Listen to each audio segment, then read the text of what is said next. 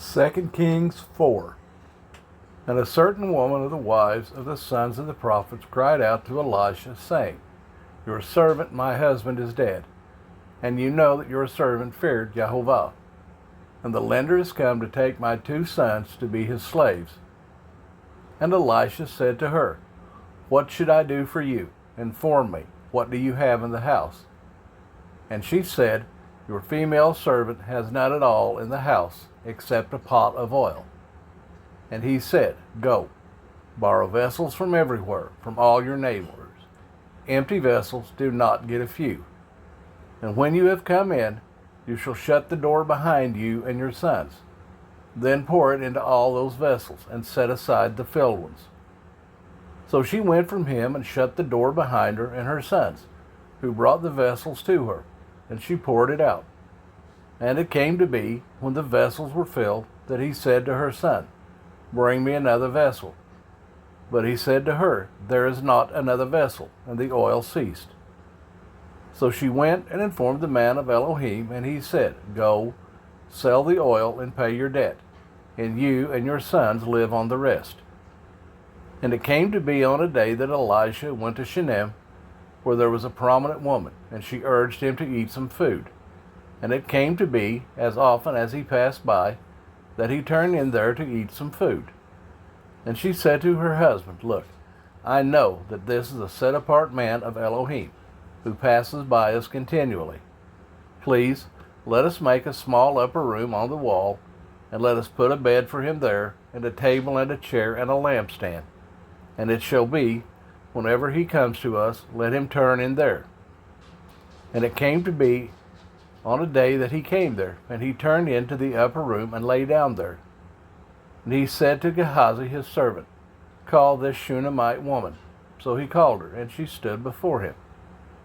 And he said to him, Please say to her, Look, you have gone to all this trouble for us. What is there to be done for you? Should I speak on your behalf to the sovereign or to the commander of the army? And she answered, I am dwelling among my own people. And he said, What then is to be done for her?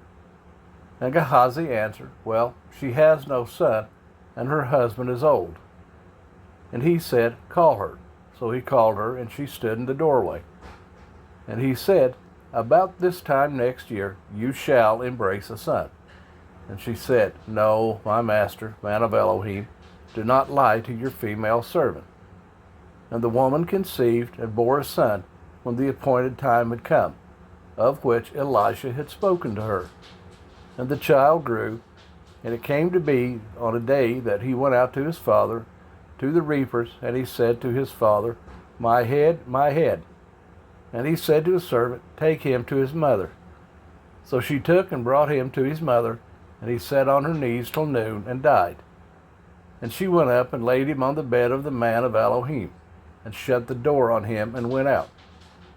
And she called to her husband and said, Please, send me one of the young men and one of the donkeys, so that I hurry to the man of Elohim and return.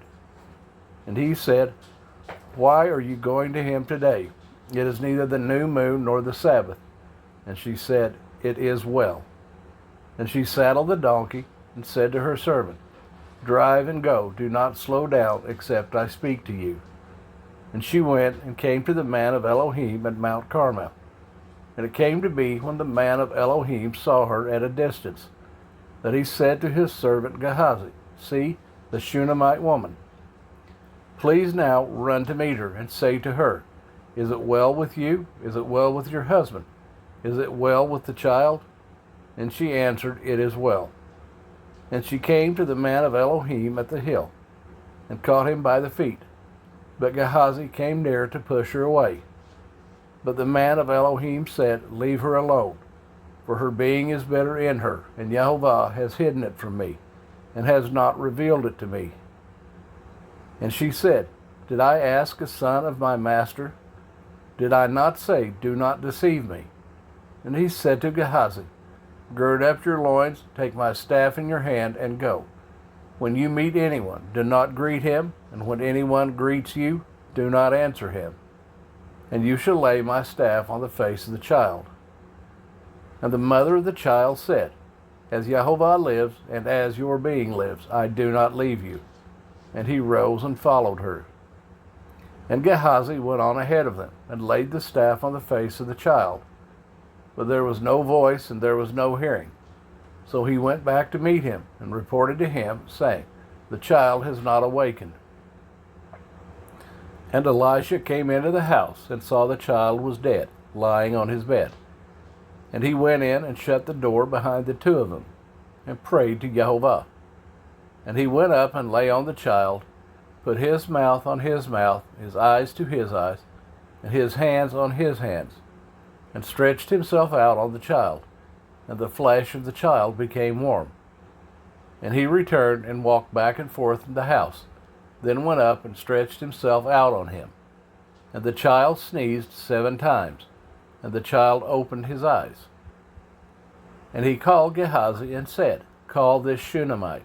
So he called her, and she came into him, and he said, Pick up your son.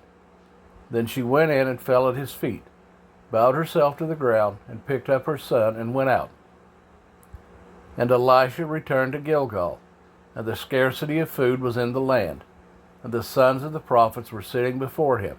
And he said to his servant, Put on the large pot and cook stew for the sons of the prophets. And one went out to the field to gather plants, and found a wild vine, and gathered wild cucumbers from it, filling the skirt of his garment, and came and sliced them into the pot of stew, though they did not know what they were. Then he served it to the men to eat.